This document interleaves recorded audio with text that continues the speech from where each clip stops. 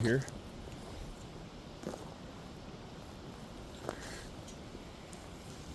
So we are gonna just kind of make it equal length. So I'm gonna put there. That's about right. I'm gonna give it a good saw here.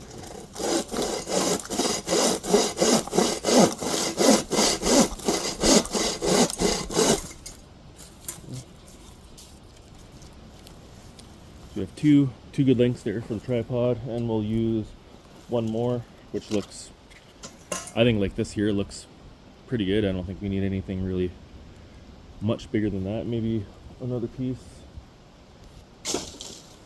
back up on the pile, but we can always see. I think this will be good for the lengths that we need anyway.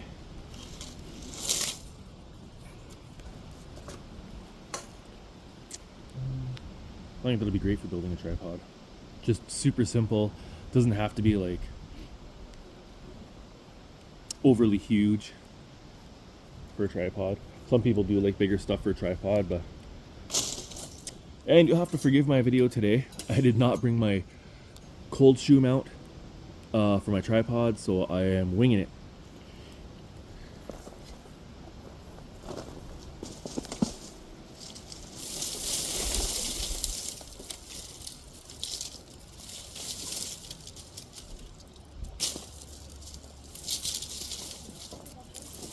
I'm just looking for something that'll be viable for the tripod. I'll have to find maybe another stick or something like that in this pile. But short.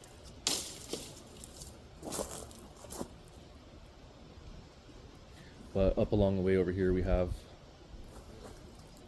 there is quite a bit of brush up through here, so try to find something that's up close.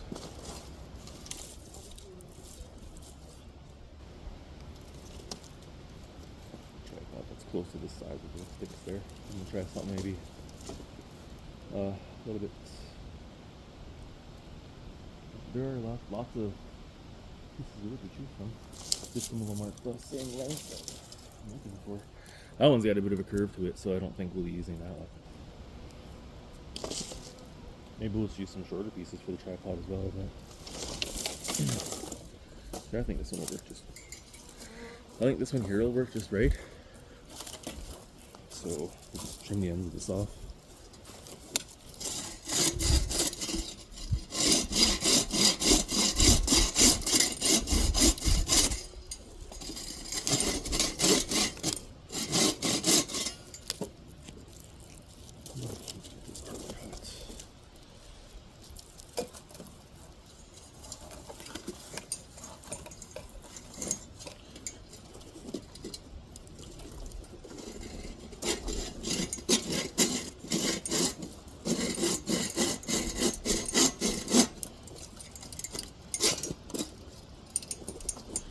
Okay.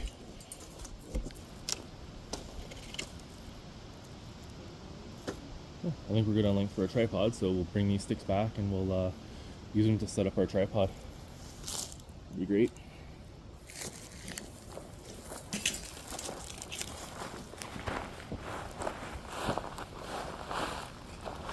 Oh look, I'm a moose.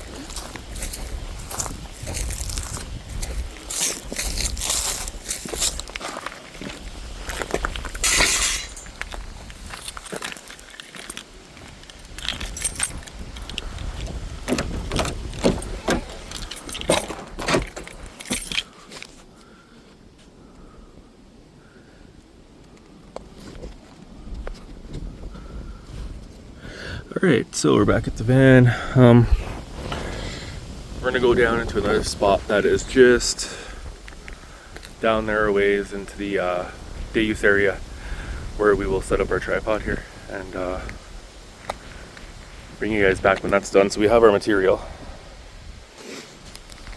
I'll bring you back when that's done in here in just a minute. Alright, so we're gonna set up a spot here where we're gonna do our building. Today, particularly, we're gonna do this tripod. Looking forward to it for a little bit now.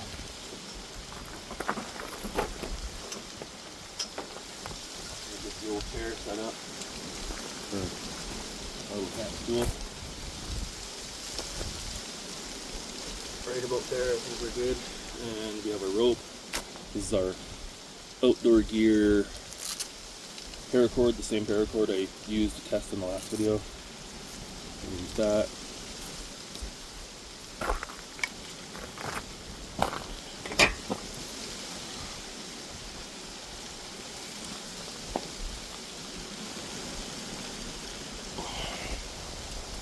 And today we have the trusty Bluetooth mic on, so we're going to see how that goes with the wind, because it is pretty windy out here today, which kind of sucks. Thought it would be a little less windy, but what are you going to do? Today we also have our trusty giant bushcrafting knife. We're building our simple tripod, or the board. So I'm thinking here,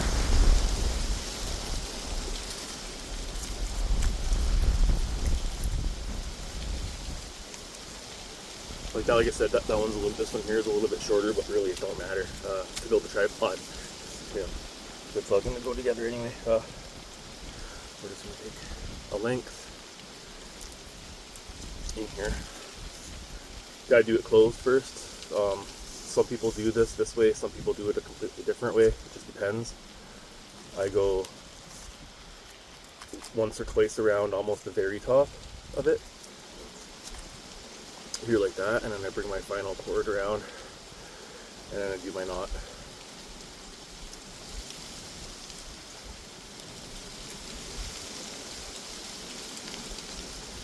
Because I know this tripod's not going to slip out of this knot or out of the rope. So this is strictly it. It's super basic. I mean, if you're out in the woods, you need to set up a tripod quick. This is a super basic way to do it. And there you go, you got your tripod. Easy as that. Yeah, it's not pretty, but it'll work for sure. Go here. I'm also going to do a demonstration.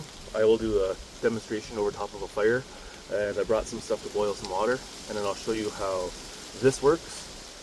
I am also going to craft a hook to tie onto that, to tie onto the teapot that I brought for the tea that I'm going to make. So I'm not going to cut this because I'm going to use this in my, I'm going to incorporate this into the, I'm going to incorporate this into the tripod. So I'm going to come through and around and just have this down like this over here, and then have this down. And then I'll tie my kettle onto that, and then that'll be over top of those fire pucks that I was talking about. I brought one out here because I wanted to show you guys of boiling the water on the fire puck, how easy it is, and it doesn't take very long. It just takes very, very few minutes to boil. So we'll get that done, and when I bring it back, we'll get the materials to carve the little hook for it, and we'll get that started.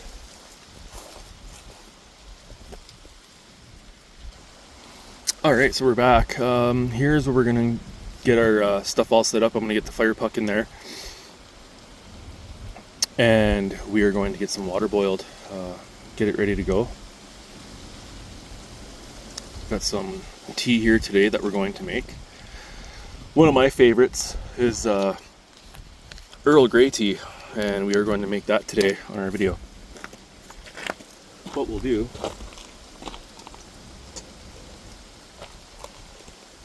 is we will get this fire started.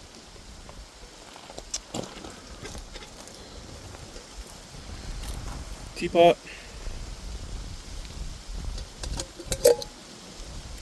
Get some water in there straight away.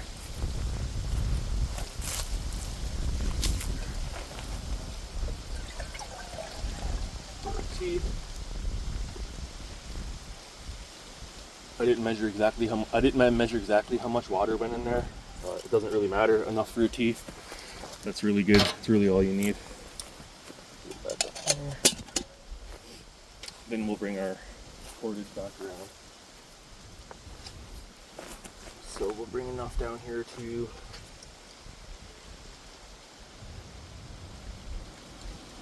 on the trivet. We're going to make sure that it's just high enough off the trivet to be able to cook without the flames. So, and the reason why I'm doing it inside of a bucket today is because it is super windy. I didn't realize it was going to be this windy when I came up here today. But that's okay. Yeah.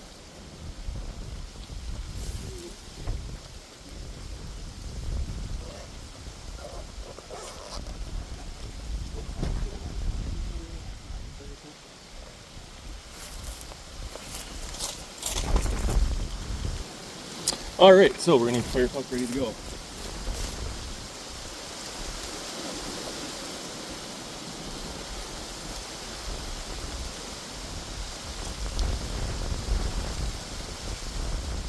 That fire puck on the last video where I had lit it and then I had taken it apart and soaked it. So this fire puck here is going to be the fire puck that we're going to use. This is the same one we used in that last video to boil the water. This one I know for sure still has lots of life left in it, and it'll boil that water right to perfection. What we're going to do is get her all boiled up.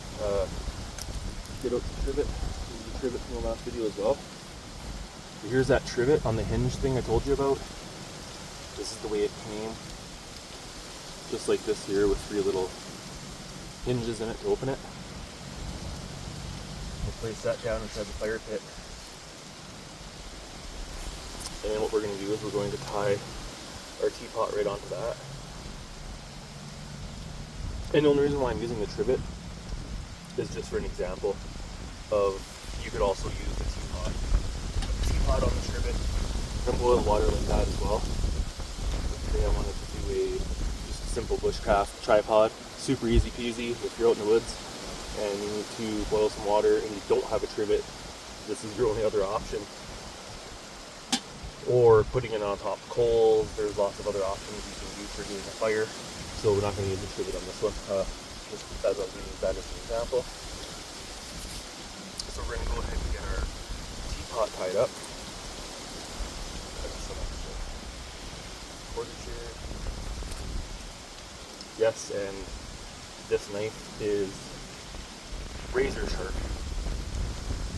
It's comparable to a razor. You can shave with it. I have shaved with it. Hair off my arm. So.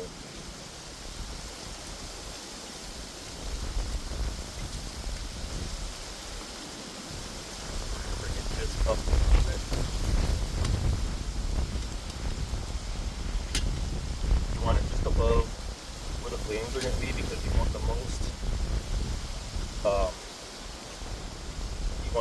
flame as possible on the bottom of the teapot while it's boiling. And then this extra little bit of cord that's hanging down, I'm just going to tie this up like that. And then I'm going to put our fire puck just underneath the,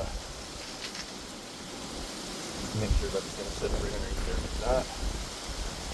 And then I think that'll be good for boiling the water. I might even bring it up a little bit higher because that will snuff the flame from the. We'll bring it up to probably about here.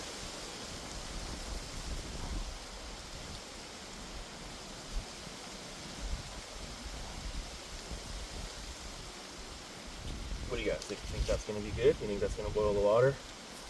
I think we're going to be good on that. All right, let's drop a spark down onto that.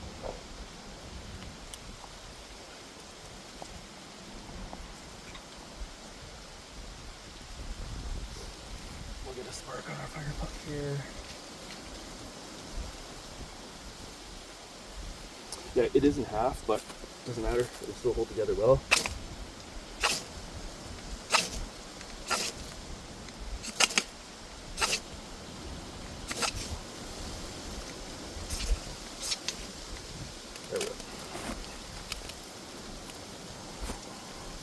we have fire.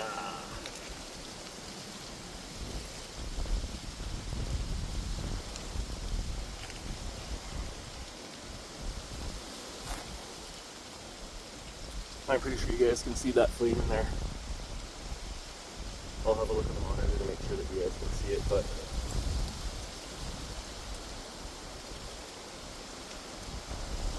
and like I said in the last video too, so when you have your line above your cooking apparatus, pot, kettle, whatever, it's not going to catch on fire as long as you don't have a raging fire. Even if you had a fire still coming up and around, it's not going to directly affect this line unless you let the fire burn the line, and your line's gonna end up in the fire, and so is your whatever it is you're trying to cook. I've seen people make that mistake.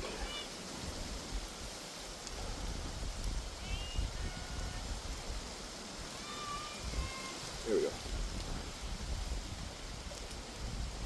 Okay, there, and we'll just let that cook. Timing it, I think it shouldn't take, I'm going to take a guess, it probably shouldn't take more than 5 or 6 minutes to boil. Just going to zoom in here a bit.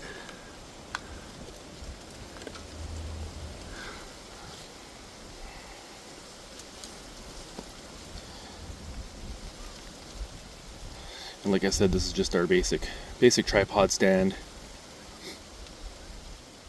for cooking.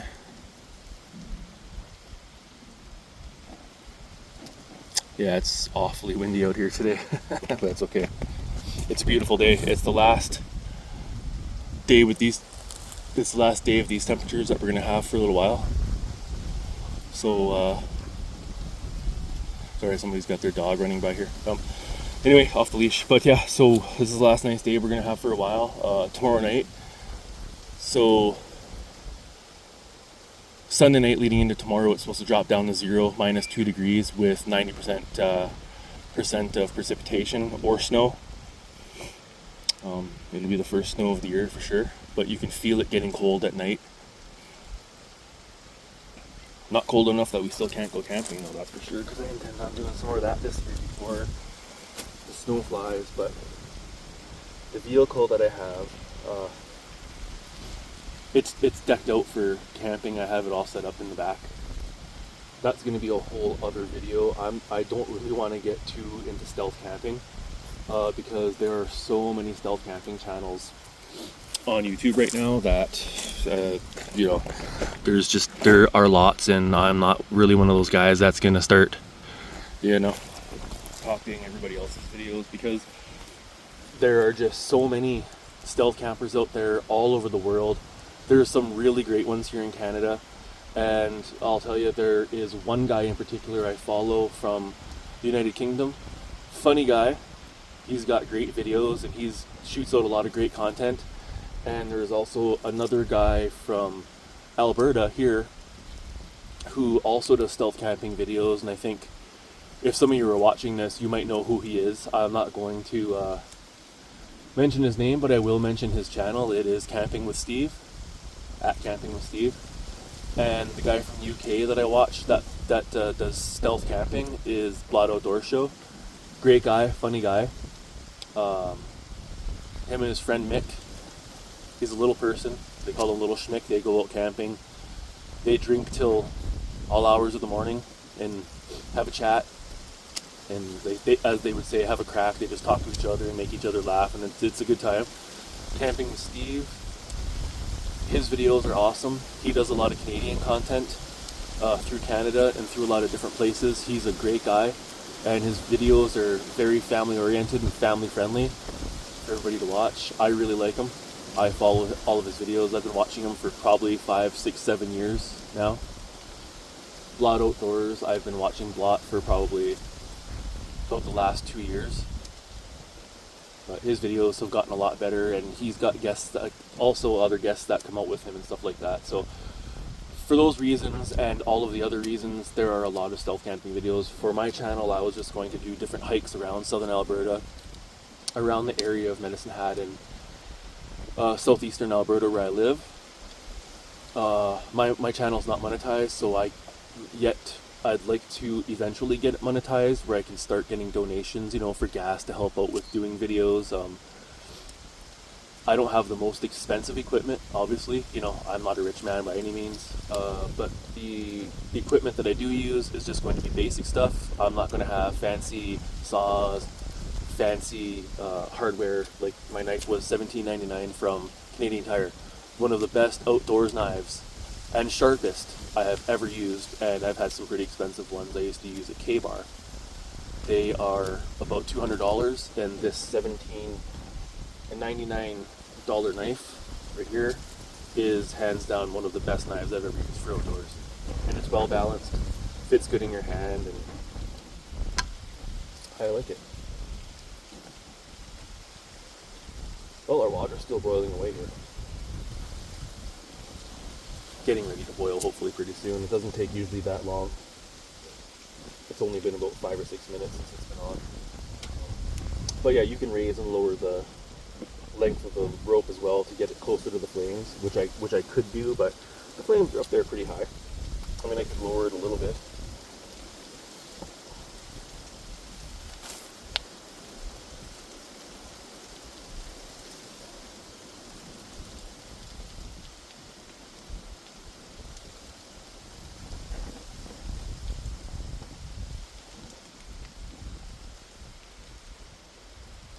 Like I said, I bring this piece of rope back up over here to, I just want to kind of keep that centered as well. There. So now we're a little bit closer to the flame. And being down closer to the flame, obviously we're going to get more heat on the bottom of the kettle. So we'll let that boil up here.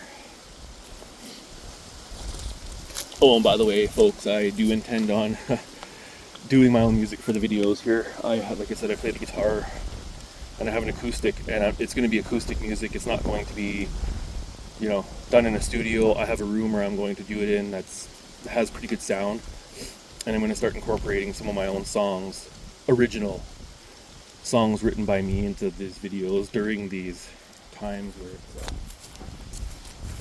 lapsing, or times when I'm hiking, because I'm going to come up on a hike here, I think, this week.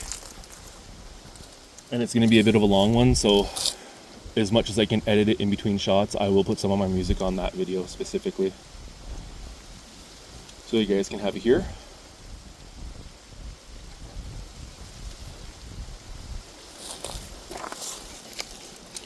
And I'm just going to get this Earl Grey tea. Like I said, I'm not a guy who likes to brand or show brands of stuff, so, well, other than obviously the knife, right? Because I mean, the name is on it, so it's kind of hard to.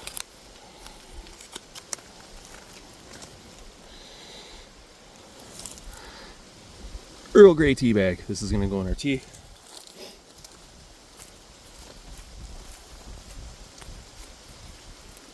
And today we have our standard green mug, which we're going to use for drinking our tea.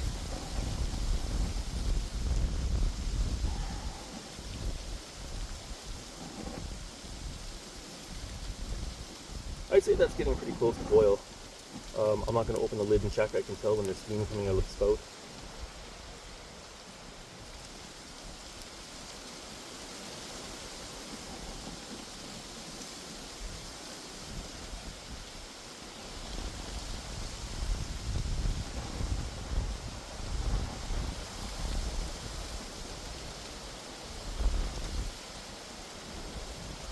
That's an excellent example of why I use fire pucks and I make fire pucks. This way I don't have to build a fire and use wood to just boil some water. I don't have to use propane gas. I don't have to use my propane stove or my butane stove that I have. And it doesn't pollute the atmosphere, it's wax. Paraffin wax also you can use, or any kind of colored scented waxes.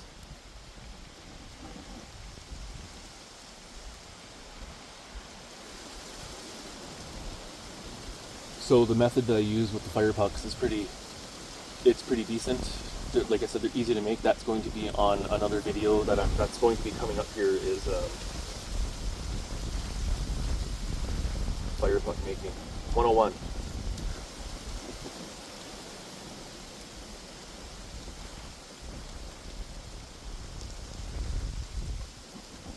And we'll just go ahead and let that boil for a few more minutes, for maybe another minute or two, and then I think we'll be ready to go for tea. High tea at Cavan Lake on a homemade tripod. Although one of these pieces of the tripod I am going to keep. I think it's going to be that one there, because it looks just like Gandalf from Lord of the Rings. It looks just like his walking stick, and it's really cool, and I've never been able to find one like that. So we're gonna bring that one home, I think, with us today when we're done our video here.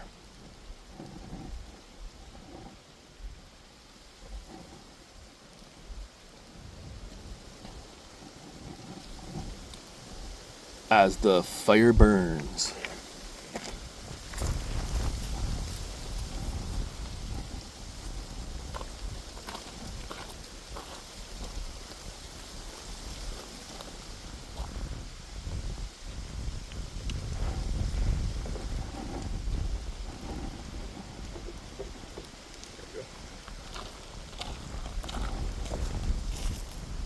Just with wind, just with it being windy out here today, it's going to take a little bit longer because the flames, aren't exactly 100% focused on the bottom of the teapot itself. The teapot also is not very thick, it's just very thin stuff. It's a great set. I have a cooking set. The entire cooking set I have here was purchased for me for Christmas, I believe. And have the whole set here that it all goes together in this nice little mesh bag.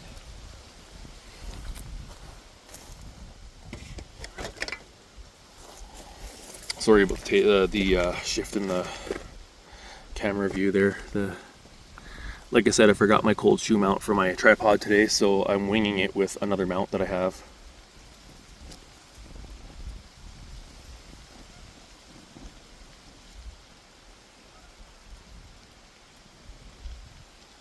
So far the wind has died down a little bit, so it's not too bad. So this is the same place I did where I did the Cavan Lake bushcraft and Cavan Lake tour, the hike that I did. This is the same place. We're just off in the day use area.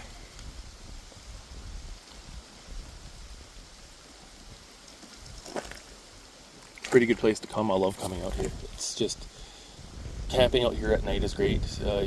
You can hear the birds and the geese and the seagulls. You can just hear them all at night squawking. It's great. It's kind of a different sound than being in the city.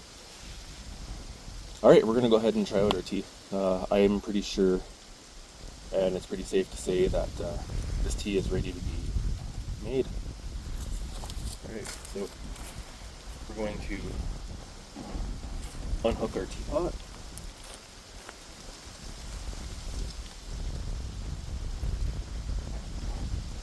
I can see steam coming out of the teapot, so that lets me know the water is boiled. Any kind of water that you're boiling, this water came out of a tap. But if you're using, say, lake water, stream water, anything like that, it has to be boiled for at least 2 minutes to a full rolling boil. For at least 2 minutes before you can use it. That way it'll boil out any kind of bacteria or parasites or anything else that might be inside your water. It's always a safe bet that 2 minutes is the best number to boil. You could even go 3 minutes at a full boil. Depends what you want to do, but since this is tap water, it's not an overly big deal.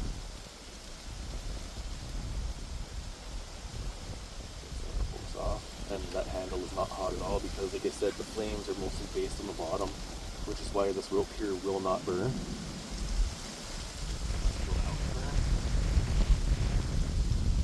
Remember what I showed before about this specific puck here. This puck is finished. I don't intend on bringing the remnants of this puck home, so on the safe side, we are just going to make sure that it's out all the way. Alright, now, oh yeah, it's steaming.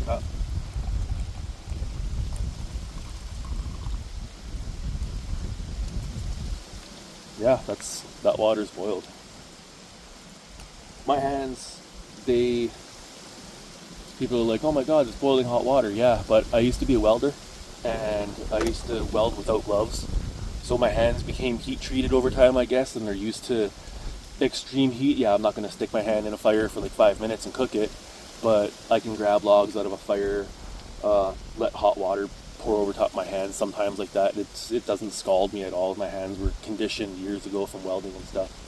But yeah, so there we go. We have our tea.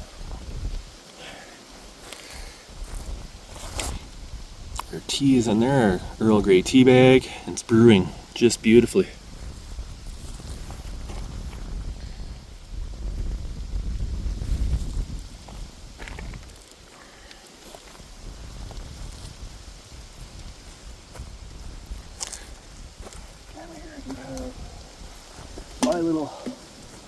My little chair here that I like to use. Use it for camping, use it for all sorts of things.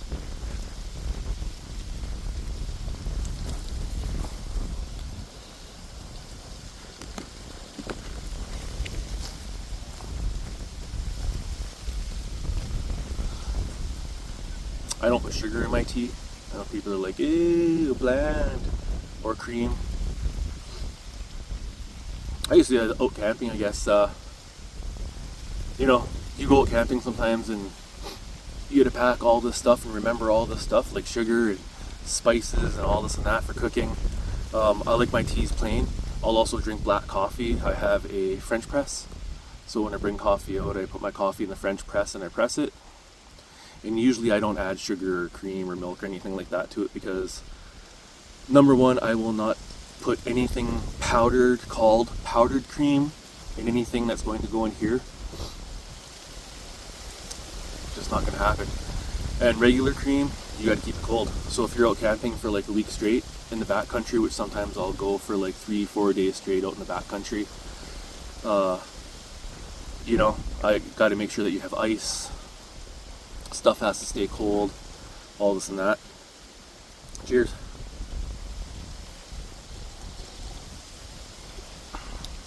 That is a beautiful cup of Earl Grey. But anyway, thanks for watching. I'm going to end my video here, I think, today. Been a beautiful day to come out and do this type of stuff. I'm not exactly too sure. The next video I'm going to have will probably be out late next week.